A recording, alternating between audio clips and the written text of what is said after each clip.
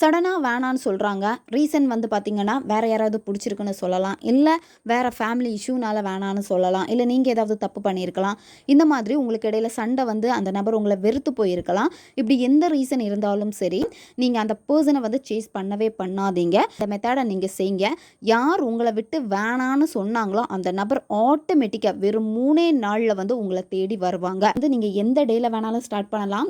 எந்த நேரத்தில் இந்த மெத்தடை நீங்கள் செய்யணும் அப்படின்னா, காலையில் பிரம்ம முகூர்த்த நேரத்தில் இந்த மெத்தடை செய்யணும். 3 மணிலேருந்து 5 மணி இந்த இடைப்பட்ட நேரத்துக்குள்ளாடி இந்த மெத்தடை நீங்கள் செய்யுங்க. இந்த மெத்தடுக்கு உங்களுக்கு ஒரு ஃபோட்டோ தேவைப்படும். யாருக்காக இதை நீங்கள் செய்ய போகிறீங்களோ அந்த நபருடைய ஃபோட்டோ உங்களுக்கு தேவைப்படும். ஃபோட்டோ வந்து சிங்கிள் ஃபோட்டோவாக எடுத்துக்கோங்க. பர்சனுடைய ஃபோட்டோவை பாருங்கள். அந்த பர்சன் கூட இருந்த நல்ல நல்ல நிகழ்வுகளை நினச்சி பாருங்கள். அவங்க கூட இருக்கிறப்போ நீங்கள் ரொம்ப சந்தோஷமாக இருந்திருப்பீங்க. உங்களை ரொம்ப சந்தோஷமாக வச்சுருப்பாங்க. உங்களை ரொம்ப கேர் பண்ணியிருப்பாங்க. உங்களுக்கு நிறைய விஷயங்கள் அந்த பர்சன் கிட்ட பிடிச்சிருக்கும். அவங்க கூட இருந்த நல்ல நல்ல விஷயங்களை நினச்சி பார்த்துட்டு ஃபோட்டோவில் அவங்களுடைய புருவ மத்தியை நீங்கள் ஃபோக்கஸ் பண்ணணும். கொஞ்சம் கண் வந்து கொஞ்சம் பிளர் ஆகிற மாதிரியே இருக்கும். அப்போது கண்களை மூடிக்கோங்க. கண்களை மூடிட்டு உங்களுடைய நெத்தி போட்டை வந்து நீங்கள் ஃபோக்கஸ் பண்ணுங்கள். உங்களுடைய புருவ மத்தியில் நீங்கள் அந்த இடத்துல உத்து பார்க்குறப்போ என்ன ஆகும் அப்படின்னா, உங்கள் நபருடைய உருவம் வந்து உங்களுக்கு தெரிய ஆரம்பிக்கும். அதாவது ஃபோட்டோவில் நீங்கள் பார்த்த அதே இமேஜ் தான் நீங்கள் கண்களை மூடிட்டு உங்களுடைய புருவ மத்தியை பார்க்குறப்போ உங்களுக்கு தெரியும்.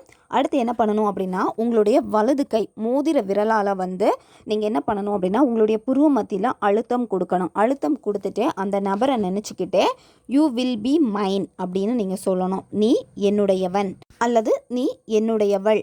நீங்கள் யாருக்கு பண்ண போகிறீங்களோ, இப்போ வந்து பாயாக இருந்தாங்க அப்படின்னா நீ என்னுடையவன், கேளாக இருந்தாங்கன்னா நீ என்னுடையவள். உங்களுக்கு கூட தான் இருக்காங்க, உங்களுக்கு சொந்தமாக இருக்காங்க அப்படின்னு விஷுவல் பண்ணிக்கிட்டே நீங்கள் சொல்லணும். இந்த வார்த்தையை வந்து நீங்கள் 21 வாட்டி நீங்கள் சொல்லிக்கோங்க.